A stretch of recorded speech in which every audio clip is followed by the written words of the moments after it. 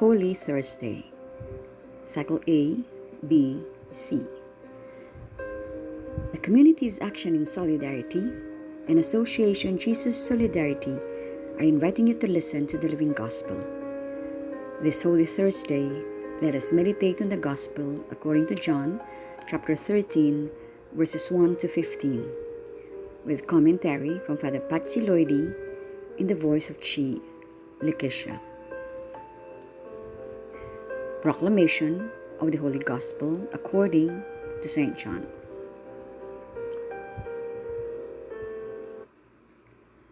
Before the feast of Passover, Jesus knew that his hour had come to pass from this world to the Father. He loved his own in the world, and he loved them to the end. The devil had already induced Judas, son of Simon the Iscariot, to hand him over. So, during supper, fully aware that the Father had put everything into his power and that he had come from God and was returning to God, he rose from supper and took off his outer garments. He took a towel and tied it around his waist. Then he poured water into a basin and began to wash the disciples' feet and dry them with a towel around his waist. He came to Simon Peter, who said to him, "Master, are you going to wash my feet?" Jesus answered and said to him, "What I am doing you do not understand now, but you will understand later." Peter said to him, "You will never wash my feet." Jesus answered him, "Unless I wash you, you will have no inheritance with me." Simon Peter said to him, "Master, then not only my feet, but my hands and head as well." Jesus said to him, "Whoever has bathed has no need except to have his feet washed, for he is clean all over. So you are clean. But not all, for he knew who would betray him. For this reason he said, 'Not all of you are clean.' So when he had washed their feet and put his garments back on and reclined at the table again, he said to them, 'Do you realize what I have done for you? You call me teacher and master, and rightly so, for indeed I am. If I therefore, the master and teacher, have washed your feet, you ought to wash one another's feet.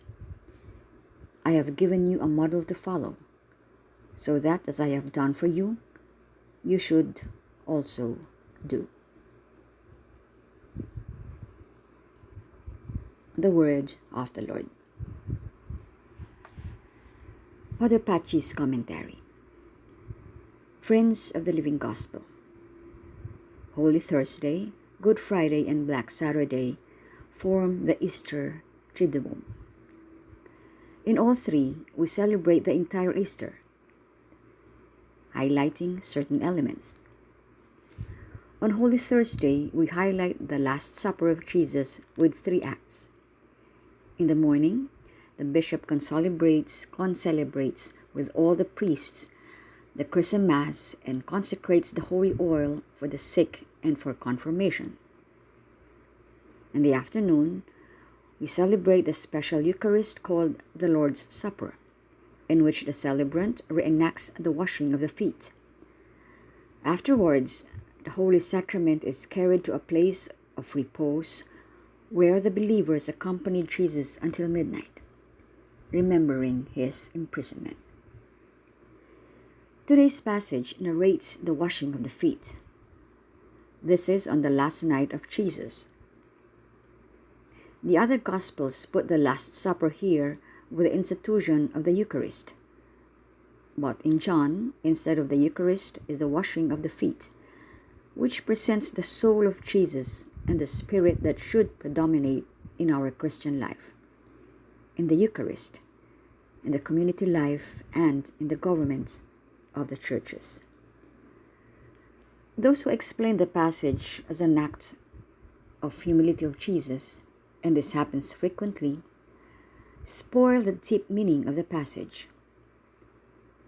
While it is certainly an act of humility, what is at stake, especially in the dialogue with Peter, is the whole gospel and its supreme values. The preference for the little ones and the powerless, who are the most important in the Church of Jesus. The revelation of becoming like children, grown-ups with the humility and trust of a child. The special care of the little ones, so as not to scandalize them, and that none of them will be lost. Humble authority, who must become not just the server, but the last and the servant of his sisters and brothers. The very concept of a new society, which, with due mediation, is invited to accept and practice these values.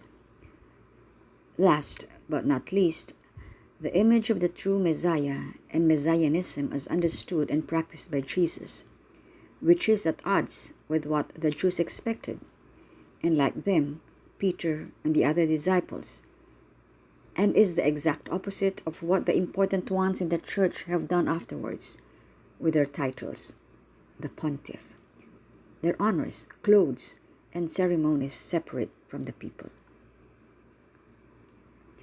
The discussion between Jesus and Peter represents what Jesus did and said during his social and religious actions. A true militant in favor of the weak, the poor, the disabled, and the defenseless, and a true militancy for his concept of messianism and new values that he wanted to inject into the world, starting with his church. Jesus worked for the kingdom of God throughout his missionary activities, and in this particular case, he militates against Peter and the other disciples, whom he himself had chosen to continue his cause. It is both a sweet and militant passage. Peter then learned the lesson and revelation of Jesus better than most of us, as Jesus said to him, "What I do, you do not understand now. You will understand later." Peter learned its stumbling. Jesus was a humble, welcoming, and unifying leader, even when the Jerusalem church displaced him and forced him to leave because he was too open-minded for the Judaizers. May the Lord also transform our lives, all our celebrations, our manifestations of faith, and the government of the church in its different levels. Prayer. Brother and servant. The Lord knelt, and our eyes could not understand him. We did not dare look at him. It was like challenging the sun directly.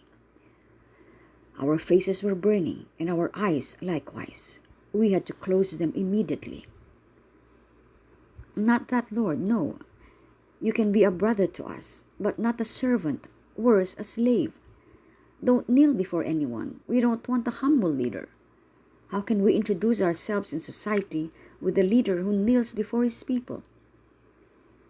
And how are we going to prostrate in front of the flock, taking off the vestments of authority? But when he went to the cross without shouting or protesting, we could not believe it. We all escaped, scared, maybe ashamed of the leader we have. Only the pagan and the women recognized him. But then we have returned, Lord, because we want to be a part of you, like Peter. Although afterwards we were tempted by the brilliant imperial cults, and we are in a continuous struggle between the incense of the cathedrals and the shrines on the periphery. Have compassion, Lord, for we are weak of faith.